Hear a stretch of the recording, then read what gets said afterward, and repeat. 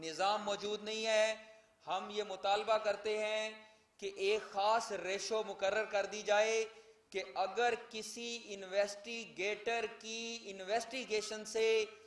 عدالتیں اس مخصوص ریشو سے بڑھ کر ڈس ایگری کریں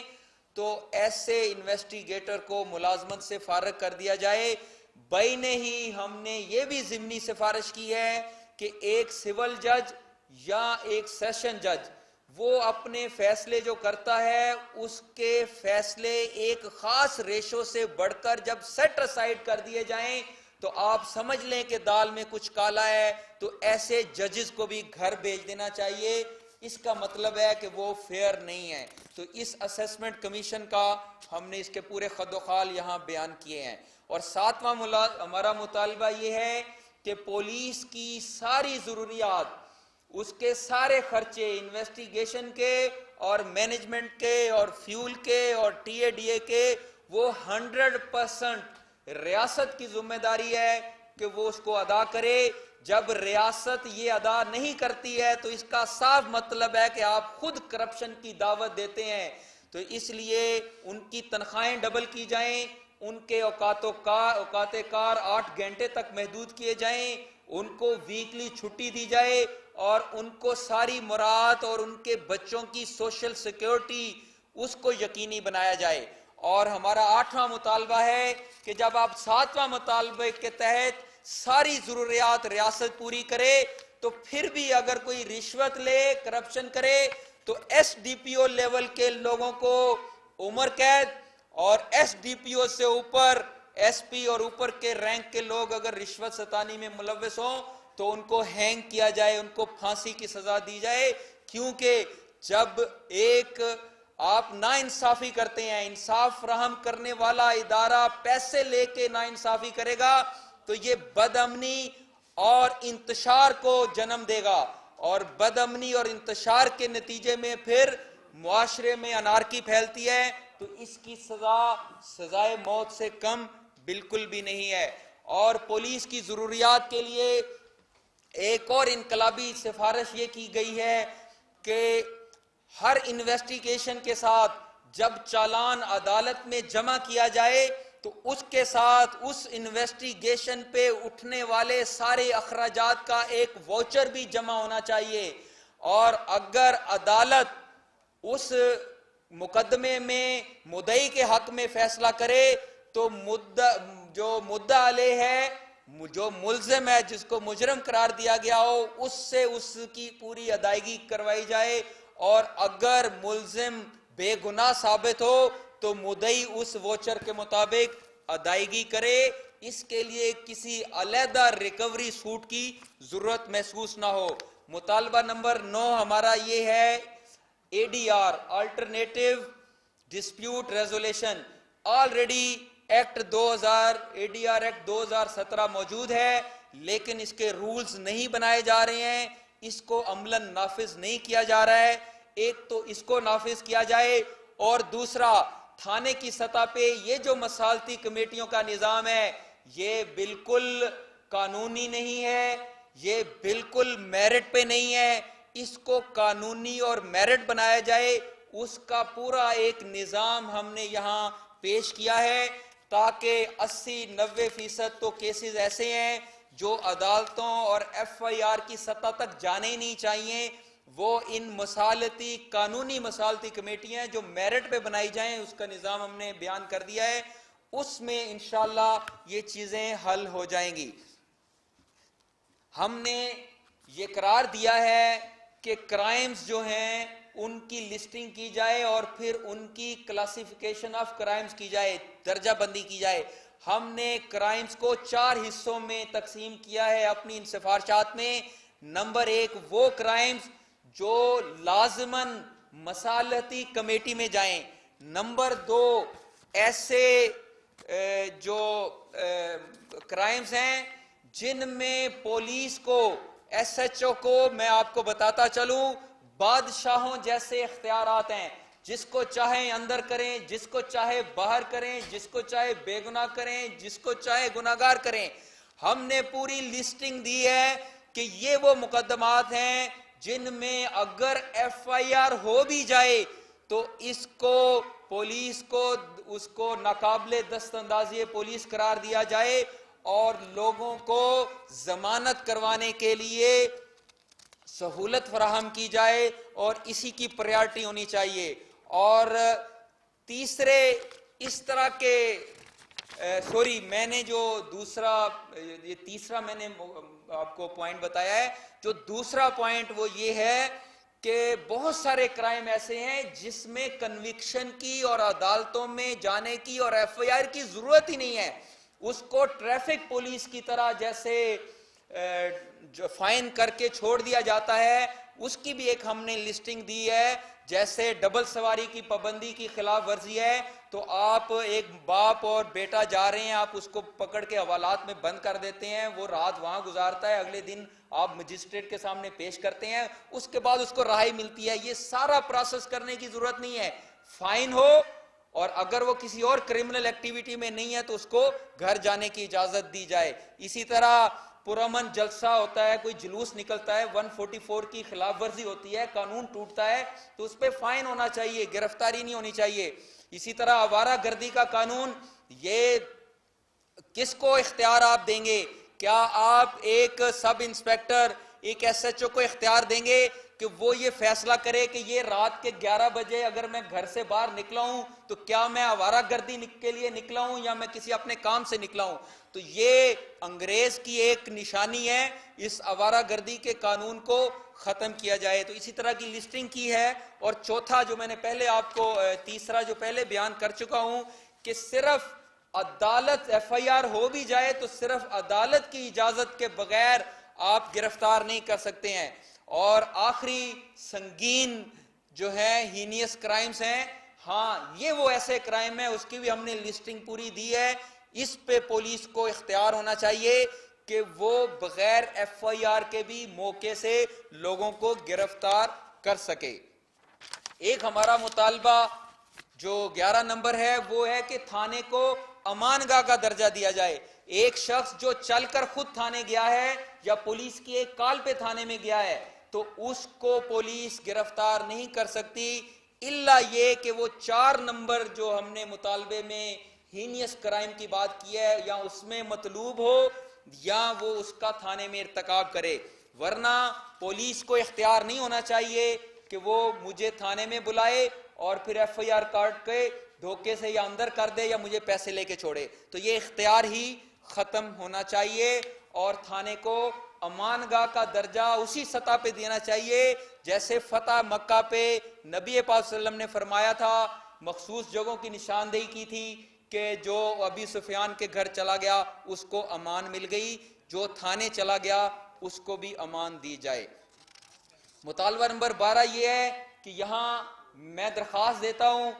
ان کی مرضی ہے مجھے وصولی کی اس پہ ڈال دیں یا نہ, رسید دیں یا نہ دیں. میں کوئی ایویڈنس دیتا ہوں اپنی بے گناہی کی یا کسی کے خلاف ایویڈنس دیتا ہوں تو یہ بعد میں چالان میں پتہ چلتا ہے کہ جی وہ چیز غائب کر دی. جو چیز پولیس کو دی جائے پولیس اس پابند ہو کہ وہ اس کی رسید فوٹو کاپی پہ لازمی دے. اور 13واں ہمارا مطالبہ ہے کہ ایف آئی آر کی جگہ کی بجائے کنوکشن کی بنیاد پہ فیصلے کیے جائیں. یہاں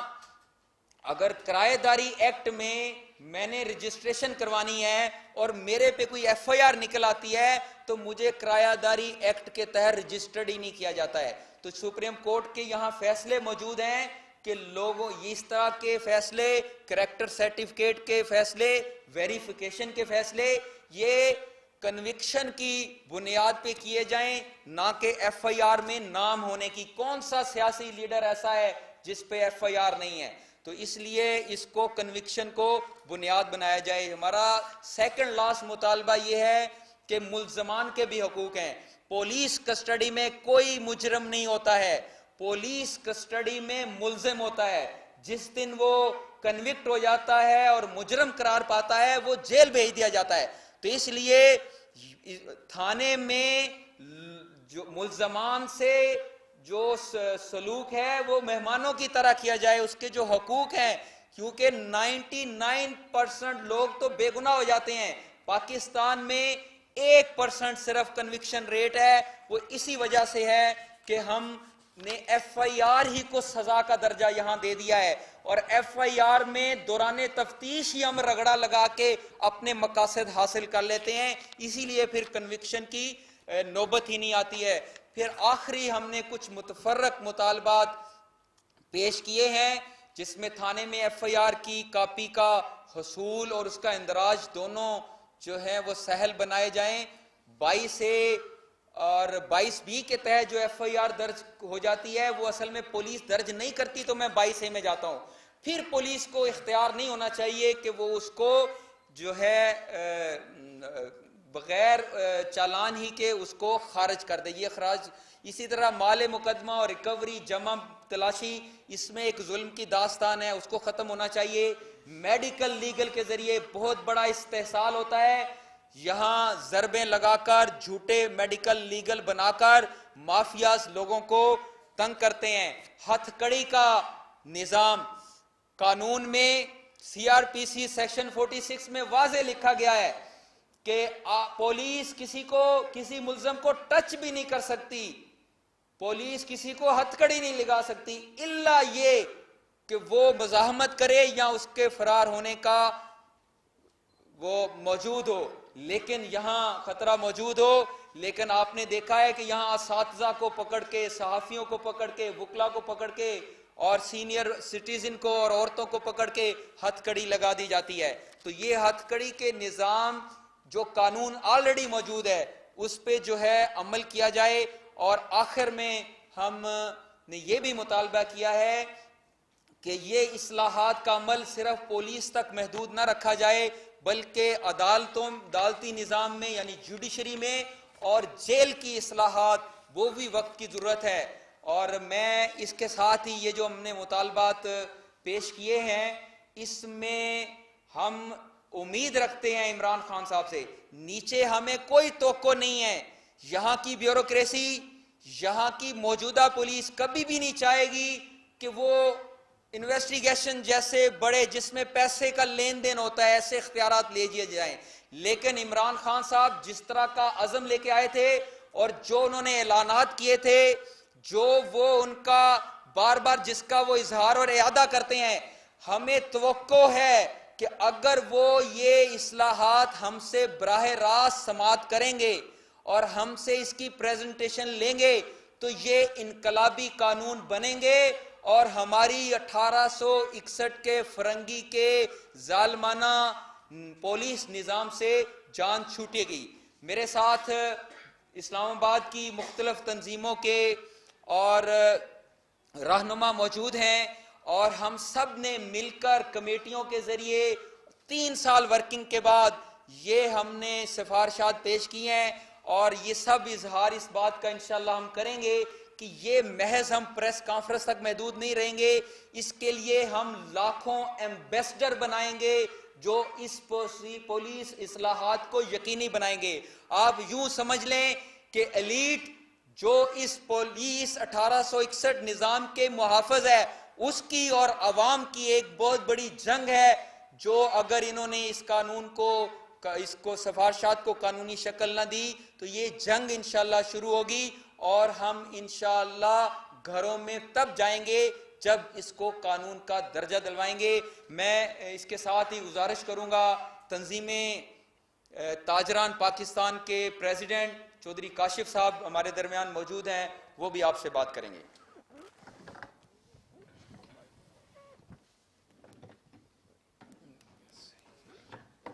اعوذ باللہ من الشیطان الرجیم، بسم اللہ الرحمن الرحیم۔ تو میں چودھری ساجد اقبال صاحب کا مشکور ہوں کہ جنہوں نے ایک طویل محنت کے بعد پاکستان کے پولیس نظام میں اصلاحات کے لیے ہمارے اس مرحوم اسامہ ستی کے نام سے منسوب یہ بل پوری قوم کے سامنے رکھا۔ اس بل کو بنانے کے اندر وکلاء کی تنظیموں، civil society, retired bureaucrats, police کے ریٹائرڈ ملازمین اور معاشرے کے مختلف طبقات، سول سوسائٹی، قانون کے اساتذہ، ان سب کی معاونت ہمیں حاصل رہی، اور ان سب کی معاونت کے ساتھ یہ 1860 کے بوسیدہ، فرسودہ اور انگریز کے بنائے ہوئے پولیس کے نظام کو آزاد ریاست پاکستان میں بدلنے کا یہ قانون آج قوم کے سامنے رکھا جا رہا ہے۔ اس قانون کا جو بنیادی مقصد ہے، ایک تو یہ ہے کہ اسامہ ستی کے جس کو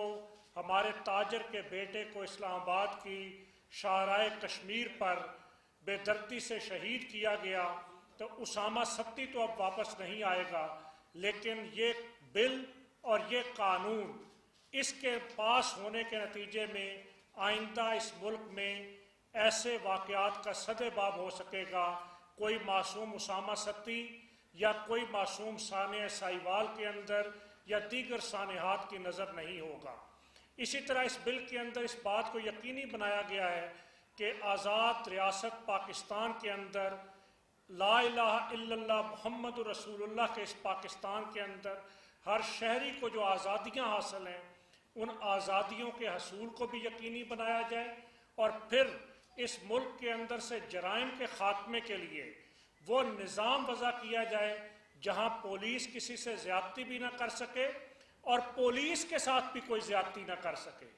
یہ بات میں بڑی اہم کہنا چاہتا ہوں کہ ہم نے اس بل کے اندر جہاں پولیس کی زیادتیوں کے ازالے، تھانے کے ایف آئی آر کے نظام، تھانے میں شہریوں کے لیے ایک انصاف کے اور پسندیدہ ماحول کے قیام، مقدمے کے اندراج کے اندر میرٹ کی بالادستی، انویسٹیگیشن کے نظام کی اصلاح سے لے کر جہاں ہم نے اس بات کو یقینی بنایا کہ ملزم کے حقوق کا تحفظ کیا جائے، وہاں اس بات کو بھی یقینی بنایا ہے کہ وہ ایماندار پولیس آفیسر کہ جو محنت کے ساتھ اس ملک میں قانون کی بالادستی کی کوشش کرتے ہیں، ان کی تنخواہیں، ان کے انویسٹیگیشن کے اخراجات، ان کی فیملی کے تحفظ، ان کے قانون کی بالادستی کے اندر شہید ہونے کی صورت میں ان کے بچوں کی اور فیملی کی سوشل سیکیورٹی وہ بھی ریاست اپنے ذمے لے۔ اور اسی طرح اس قانون کے اندر اس بات کو بھی یقینی بنایا گیا ہے کہ اس قانون کے نفاذ کے نتیجے کے اندر ملک میں عدل و انصاف کی بالادستی ہو، اس لیے کہ ملک کے اندر اگر انصاف ہوگا، انصاف کی حکمرانی ہوگی، تو پھر ہی ظلم کے، لاقانونیت کے،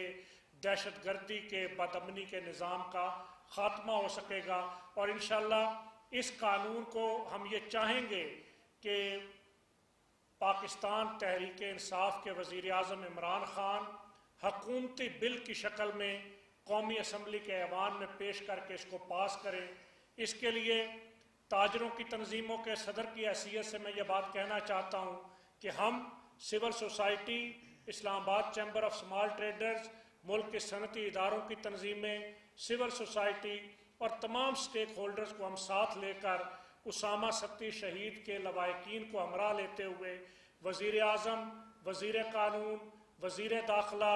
تمام ممبران قومی اسمبلی اور سینٹ تک یہ بل پہنچائیں گے بھی، ان سے ملاقاتیں بھی کریں گے، ان کو اس کی پریزنٹیشن بھی دیں گے، اور ہم چاہتے ہیں کہ یہ بل حکومتی بل کی شکل کے اندر ایوان میں پاس ہو۔ بصورت دیگر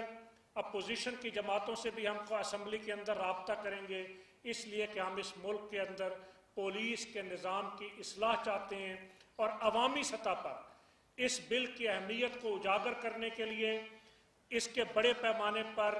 بینرز، اس کی اویئرنیس کمپین، اس کے لیے سیمینارز، اس کے لیے تعلیمی اداروں کے اندر کنونشنز، اس کے لیے مختلف عوامی سطح پر آگاہی کی سرگرمیاں بھی منعقد کی جائیں گی، تاکہ عوام اپنی آواز کو بلند کرتے ہوئے حکمرانوں سے انصاف کے اس قانون کو پاس کروا سکیں۔ میں میڈیا سے اس موقع پر یہ گزارش کروں گا کہ میڈیا ورکرز کے ساتھ بھی، کراچی سے لے کر خیبر تک، میں متعدد میڈیا ورکرز کے شہیدوں کے نام جانتا ہوں جن کے قاتلوں کا آج تک پتہ نہیں چلا۔ تو اس لیے میں میڈیا ورکرز سے بھی یہ گزارش کروں گا، صحافتی تنظیموں اور میڈیا مالکان سے یہ گزارش کروں گا کہ یہ بل آپ کے بھی تحفظ کا بل ہے، اس لیے میڈیا بھی اس بل کے اندر موجود شقوں پر ڈیبیٹ بھی کرے، اس پر اینکرز اپنے پروگرامات بھی کریں، تاکہ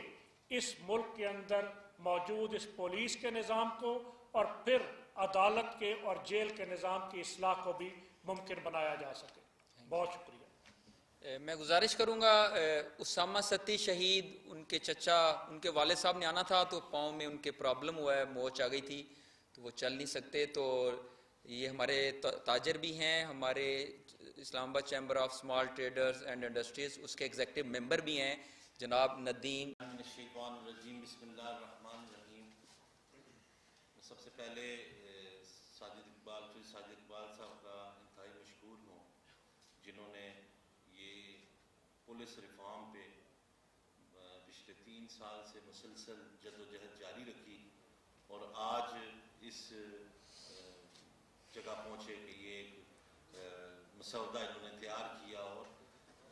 یہ بل کے حوالے سے پیش کر رہے ہیں. تو ان کی بہت بڑی کاوش ہے. اللہ تعالیٰ ان کو اس معاملے میں مزید کامیابیاں اور کامرانیاں عطا کرے اور اللہ تعالیٰ ان کو اس کام کی جزا دے. اور میں میڈیا کا بھی انتہائی مشکور ہوں اور یہ ساتھ گزارش یہ بھی کرتا ہوں کہ آپ لوگوں نے جس طریقے سے اسامہ ستی شہید کے کیس کو تمام ملک کے سامنے پیش کیا اور حق کی آواز کو بلند کیا، میں آپ تمام میڈیا کے دوستوں کا انتہائی مشکور ہوں. اور میری استدعا ہے کہ یہ پولیس ریفارم کا جو بل ہے اس کے لیے بھی آپ کی آواز ملک کے کریا کریا اور کونے کونے میں پہنچنی چاہیے. یہ میری استدعا ہے. اور باقی ہم ایز اے فیملی اس بل کے حوالے سے اس کونسل کے ساتھ ہر جگہ ہر موقع پر موجود رہیں گے انشاءاللہ. اور ہمارا بچہ تو چلا گیا، ہم نے جو نقصان برداشت کرنا تھا وہ تو کر چکے، لیکن ہم یہ چاہتے ہیں کہ اس ملک میں اس کے بعد اس طرح کا واقعہ، اس طرح کا سانحہ نہ رونما ہو جس سے کوئی ماں، کوئی باپ، کوئی خاندان بالکل ٹوٹ کر رہ جائے. تو میں یہ یقین دہانی کراتا ہوں اپنے دوستوں کو کہ ہماری فیملی انشاءاللہ ہر موقع پر آپ کے ساتھ شانہ بشانہ کھڑی رہے گی اور ہم اس قوم کے لیے یہ جنگ آخری حد تک لڑیں گے. بہت شکریہ. ایک پلیٹ فارم سے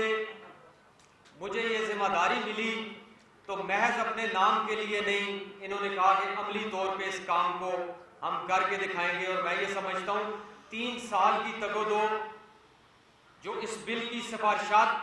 کو تیار کرنے میں انہوں نے لگائی،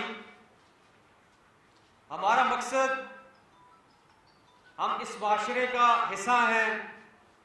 اور ایک ایسوسی ایشن کے ذمہ دار ہوتے ہوئے جب یہ دیکھا کہ پولیس کا جو رویہ ہے، پولیس کا جو سسٹم ہے، یہ انگریز کا بنایا ہوا قانون، یہ تو غلاموں، ایک عام طبقہ، عام لوگوں کے لیے، پبلک کے لیے ان کو محض غلاموں کی طرح ٹریٹ کیا جاتا ہے. پیسے والوں کے لیے پولیس بھی انہی کی مرضی پہ چلتی ہے، لیکن جو غریب اور عام پبلک ہے اس کے لیے اس پہ ریفارم بڑا ضروری تھا. ہم نے یہ سفارشات تیار کی، اس میں اعلیٰ قانون کے جو ماہر لوگ ہیں ان کی بھی مشاورت شامل ہے، اس میں ہمارے سینئر جو صحافی حضرات ہیں ان کی بھی مشاورت شامل ہے، اس میں جو سول سوسائٹیز کے لوگ ہیں انہوں نے بھی کافی محنت کی، ان کے ساتھ بھی یہ سارے مشاورت کرنے کے بعد جو ہماری تاجر تنظیمیں ہیں ان کے ساتھ بھی بے شمار نشستیں ہوئی، بے شمار ہماری اس پہ محنت شامل ہونے کے بعد اب یہ سفارشات ہم نے تیار کی. اب اس میں سب کا کردار ہے. میں اپنی میڈیا کے لوگوں سے بھی، جیسا کہ کاشف چودھری صاحب نے کہا، نوید یونس ستی صاحب نے، آپ کا بھی اس میں کردار چاہیے، آپ کا بھی ساتھ چاہیے. اس میں تمام سیاسی جماعتوں کو ہم ساتھ لے کے چلیں گے، ان کے پاس یہ سفارشات پیش کریں گے، ان کو آگاہ کریں گے کہ اس کے بارے میں وہ بھی پہلے سمجھیں اور پھر آگے ہمارے ساتھ دیں. ہم یہ اسمبلی میں جتنے بیٹھے لوگ ایم ایل ایز اور سینیٹرز ہیں ان کے ساتھ بھی مل کے اور یہ سفارشات ان تک پیش کریں گے. اور انشاءاللہ ہم اس بل کو جب تک قانون کا درجہ نہیں مل جاتا، اسمبلی سے پاس نہیں ہو جاتا، اس وقت تک ہم چین سے نہیں بیٹھیں گے. انشاءاللہ ہماری یہ کوشش جاری رہے گی. تفصیلاً بات باقی ہو چکی ہے. میں آخر میں تمام میڈیا کہ جو ہمارے بھائی ہیں آپ کے شکر گزار ہیں کہ آپ نے کافی دیر ہمارا ٹائم دیا اور آپ نے انتظار کیا. جس ہمارے تھانوں کا کلچر ہے اس کو جوڈیشری کے تحت کیا جا رہا ہے. کیا ہماری جوڈیشری نے آج تک 30 لاکھ جو کیسز ہیں ان کا حل کیوں نہیں کیا؟ یہ بتا سکتی ہیں؟ ہم نے بالکل نہیں کہا کہ یہ سارا سسٹم جوڈیشری کے تحت ہو. ہم نے صرف ایک انویسٹیگیشن کو کہا ہے کہ چونکہ جوڈیشری پروسیس اسی انویسٹیگیشن پہ بیس کرتا ہے تو اس جوڈیشری کو ہی اس کو سپروائز کرنا چاہیے. اور اس کی ایک مثال یوں بھی ہے کہ خود پولیس بھی آج کہتی ہے کہ جی ہم نے اس کے لیے علیحدہ لوگوں کو یعنی علیحدہ ڈپارٹمنٹ بنایا ہوا ہے. پولیس کے اندر آپ کو پتہ ہے ایس ایس پی اور ایس پی انویسٹیگیشن اور ہر تھانے پہ علیحدہ انویسٹیگیٹر آفیسر موجود ہیں. تو اسی لیے کہ اس کی ضرورت ہے کہ اس کو لا اینڈ آرڈر والی پولیس اور انویسٹیگیشن والی پولیس سے علیحدہ کیا جائے, نیچے بیٹھ کے جانا. تو اس لیے ہم نے صرف ایک نقطے کی بات کی ہے اور بات آپ کی درست ہے. ہم نے اسی لیے آخر میں یہی بات کی ہے کہ خود جوڈیشری میں بہت ساری اصلاحات کی ضرورت ہے اور جو ہم نے اسیسمنٹ کمیشن کی بات کی ہے اس کو ہم نے صراحت کے ساتھ ججز پہ بھی لاگو کرنے کی بات کی ہے. ہمارے اگر یہ بتائیں محترم چودھری صاحب